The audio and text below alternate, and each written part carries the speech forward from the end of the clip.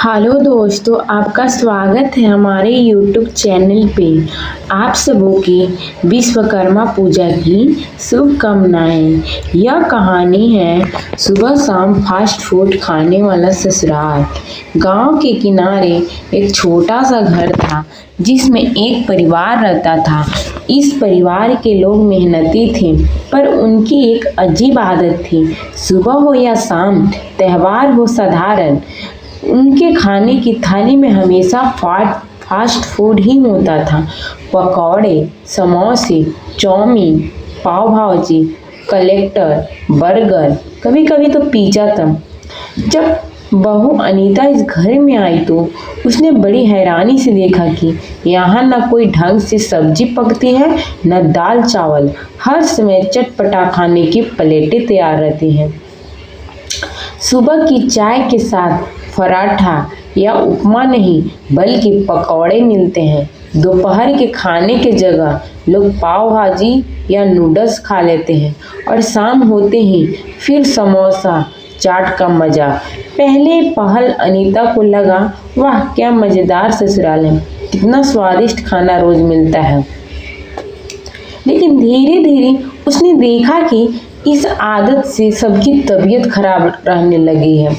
ससुर जी को अक्सर सीने में जलन रहती, सासू माँ को गैस और सिर दर्द, बच्चे तो हमेशा बाहर खाना मांगते रहते और पढ़ाई में ध्यान ही नहीं लगाते।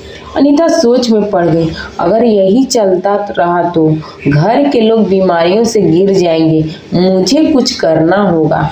एक दिन उसने प्यार से सबको इकट्ठा किया और बोली, माँ जी, पिताजी, मैं जानती हूँ कि सबको चटपटा खाना बहुत पसंद है, लेकिन शरीर को भी पौष्टिक भोजन चाहिए। क्यों ना हम एक नियम बना लें, सुबह और दोपहर का खाना घर का सादा पौष्टिक हो और शाम को हफ्ते में सिर्फ 2 दिन ही फास्ट फूड बनाए।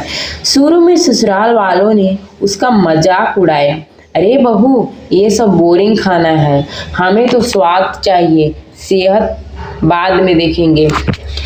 लेकिन अनीता ने हार नहीं मानी। उसने सब्जियों से नए नए व्यंजन बनाने शुरू किए। मूंग दाल के चीले, बेसन का ढोकला, पालक का पराठा, दही बाड़ा और बाजरे की रोटी जैसे चीजें उसने इस अंदाज में बनाई कि सबको बहुत स्वादिष्ट लगी। धीरे धीरे परिवार को आदत पड़ने लगी। अब सुबह को पौष्टिक नाश्ता, दोपहर में सब्जी रोटी और सिर्फ हफ्ते में 2 बार शाम को फास्ट फूड। कुछ महीने को बाद सबकी तबीयत सुधार हुआ। ससुर जी अब पहले की तरह खेतों में काम करने लगी, सासू माँ तंदुरुस्त रहने लगी, बच्चे भी एक्टिव हो गए। अब परिवार के लोग गर्व से कहते, हमारा घर पहले सुबह शाम सिर्फ फास्ट फूड पर जीता था, लेकिन अब हमारी बहू ने हमें असली स्वाद और सेहत का मजा चखाया। इस बदलाव में पूरे गांव में मिसाल कायनात के लोग कहते हैं, देखो खाने की आदत से कैसे जिंदगी बदल सकती है। अनीता ने साबित कर दिया कि प्यार और धैर्य से समझाया जाए तो कोई भी बुरी आदत धीरे धीरे अच्छी बन सकती है। अगर कहानी अच्छी लगी हो तो सब्सक्राइब कीजिएगा हमारे चैनल को।